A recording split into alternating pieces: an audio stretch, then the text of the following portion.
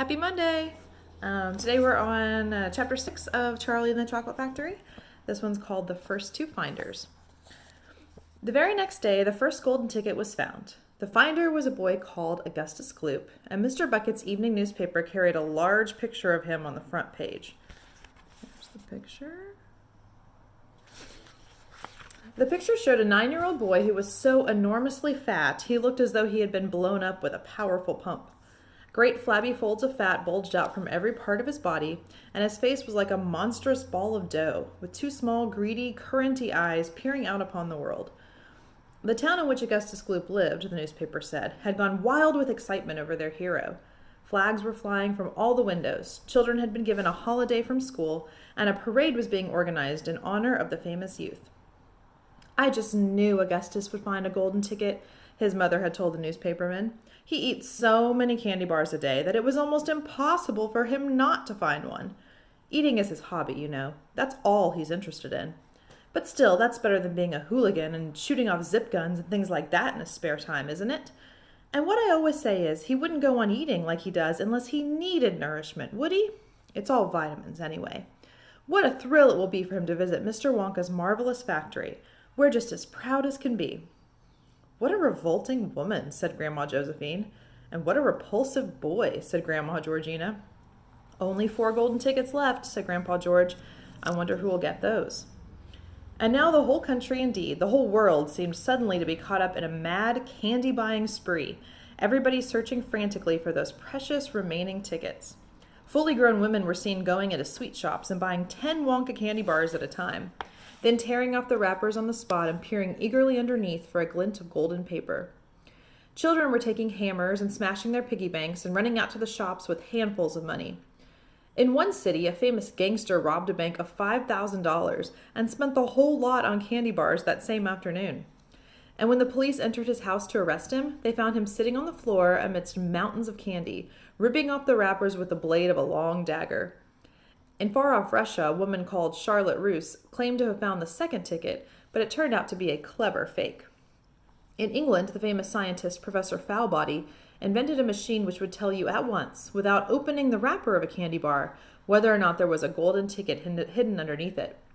The machine had a mechanical arm that shot out with tremendous force and grabbed hold of anything that had the slightest bit of gold inside it, and for a moment it looked like the answer to everything. But unfortunately, while the professor was showing off the machine to the public at the candy counter of a large department store, the mechanical arm shot out and made a grab for the gold filling in the back tooth of a duchess who was standing nearby. There was an ugly scene, and the machine was smashed by the crowd. Suddenly, on the day before Charlie Bucket's birthday, the newspapers announced that the second golden ticket had been found. The lucky person was a small girl called Veruca Salt, who lived with her rich parents in a great city far away. Once again, Mr. Bucket's evening newspaper carried a big picture of the finder. She was sitting between her beaming father and mother in the living room of their house, waving the golden ticket above her head and grinning from ear to ear. Veruca's father, Mr. Salt, had eagerly explained to the newspapermen exactly how the ticket was found. "You see, fellers," he had said, "as soon as my little girl told me that she simply had to have one of those golden tickets, I went out into the town and started buying up all the Wonka candy bars I could lay my hands on. Thousands of them. I must have bought hundreds of thousands. Then I had them loaded onto trucks and sent directly to my own factory.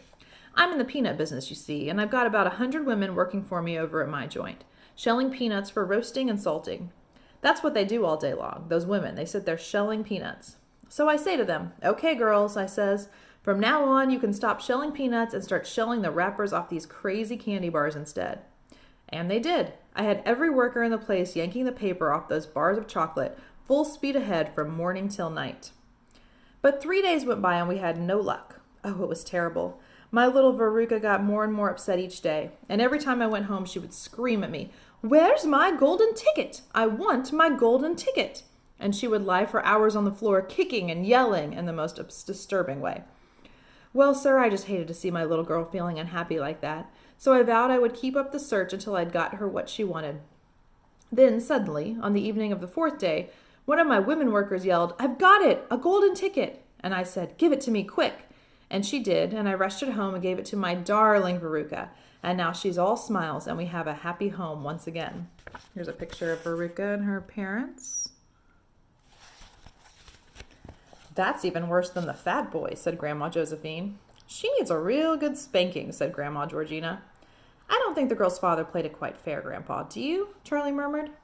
He spoils her, Grandpa Joe said, and no good can ever come from spoiling a child like that. Charlie, you mark my words.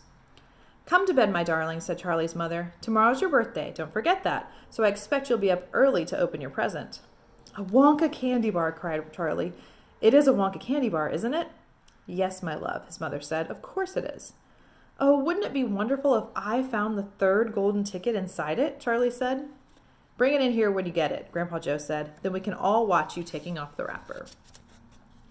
All right, guys, tomorrow we'll read chapter 7, which is Charlie's birthday, and see if he gets that golden ticket. Have a good rest of your day.